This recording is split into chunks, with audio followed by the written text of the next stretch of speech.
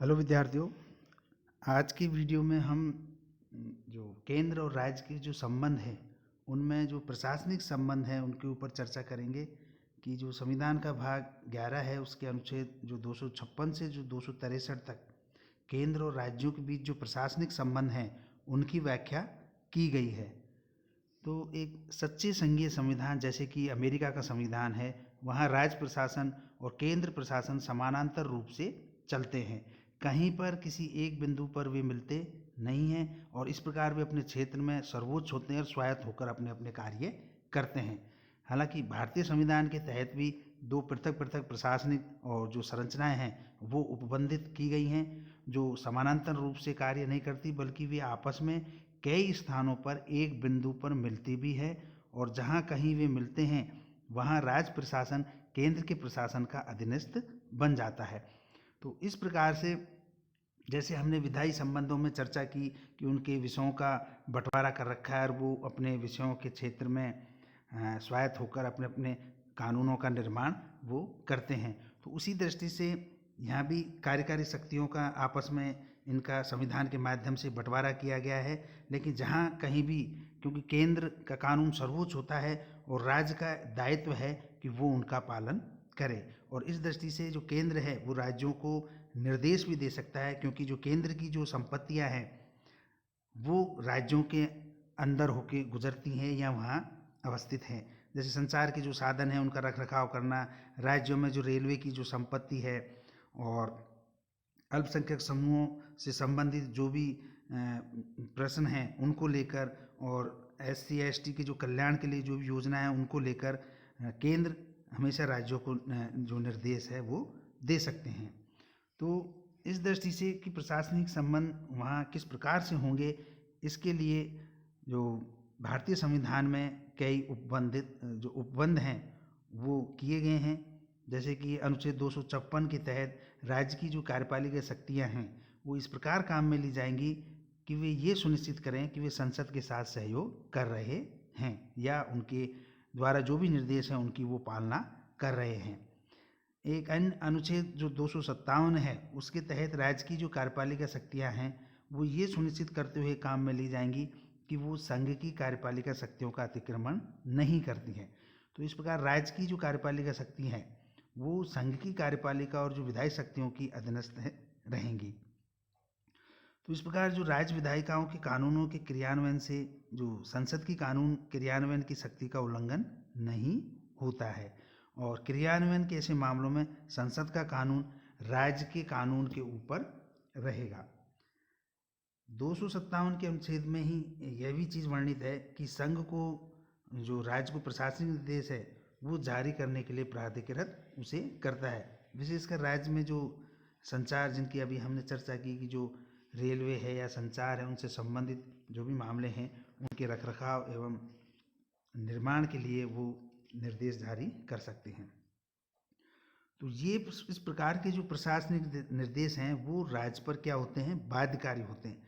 यदि कोई राज्य उनका उल्लंघन करता है तो इसका मतलब ये होगा कि राज्य में संवैधानिक तंत्र विफल हो चुका है और राज्य में जो अनुच्छेद 356 है अर्थात राष्ट्रपति शासन है वो लागू हो सकता है।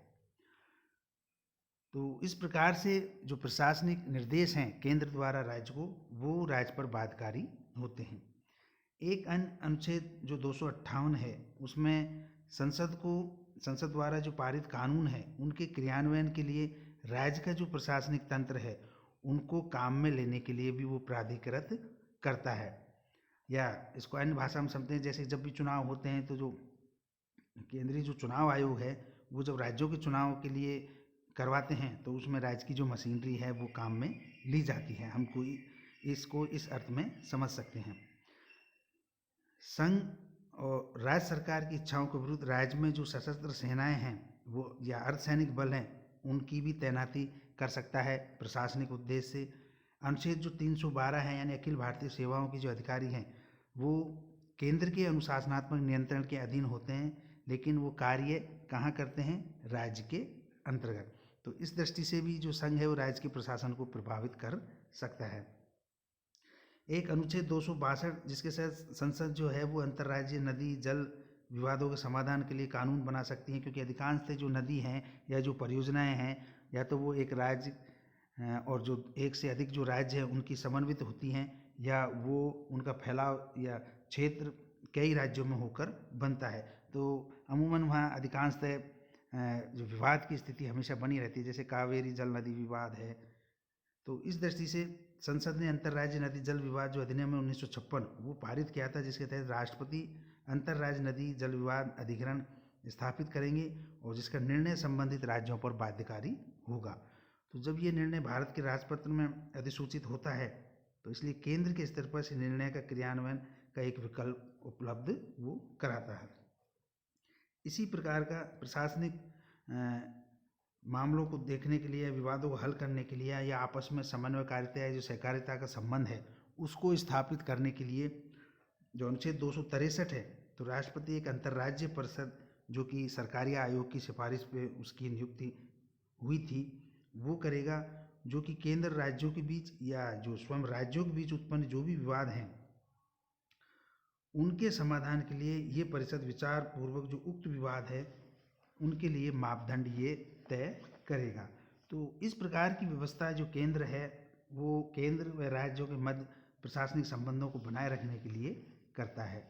तो ये जो भी संवैधानिक युक्तियां हैं, इसके अतिरिक्त केंद्र और राज्यों के मध्य सहयोग एवं समन्वय हेतु कई अन्य जो संवैधानिक युक्तियां हैं वो उनकी भी व्यवस्था हमारे यहाँ है, जो कि अधिकांशतः संख्या में परामर्शदात्री जो निकाय हैं उनके रूप में और एक आयोजित जो सम्मेलन होते हैं उनके रूप में इस केंद्र और राज्य के मध्य जो ये संबंध है प्रशासनिक का, उसको ये सफल बनाने में अपना योगदान देते हैं।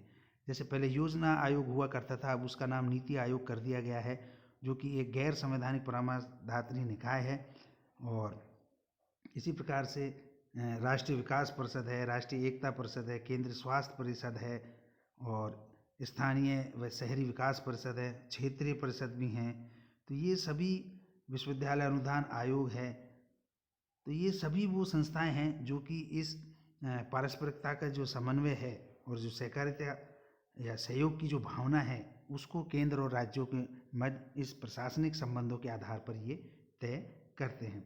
इनके अलावा जो केंद्र और जो राज्य है उनके जो संबंध हैं उनको विकास हेतु या तो वार्षिक या आवश्यकता अनुसार विभिन्न विषयों पर विचार विमर्श करने के हेतु एक विचार मंच भी आयोजित किए जाते हैं। जैसे राज्यपाल का जो सम्मेलन है जिसकी अध्यक्षता राष्ट्रपति करते हैं, मुख्यमंत्रियों का सम्मेलन है जिसकी अध्यक्षता प्रधानमंत्री करते हैं, या मुख्य सचिवों का सम्मेलन है, पुलिस महानिदेशकों का सम्मेलन है, जितने भी तमाम उच्च न्यायालय हैं उनके जो न्यायाधीश हैं, मुख्य न्यायाधीश हैं, उनके सम्मेलन है, कुलपतियों का सम्मेलन है, अन्य जो बड़ी क्षेत्रीय जो योजनाएं हैं उनसे संबंधित उनके जो विभागीय मंत्री होते हैं उनके सम्मेलन हैं।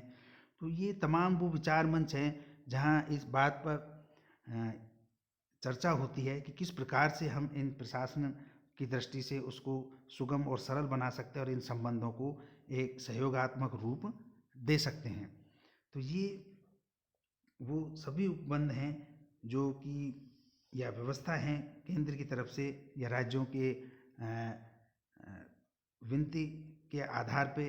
तो इस प्रकार से जो प्रशासनिक जो ढांचा है जो कि केंद्र और राज्य के मध्य एक संबंधों का एक पैमाना तय करता है, वो सब इस प्रकार से है जिसकी चर्चा अभी हमने की है।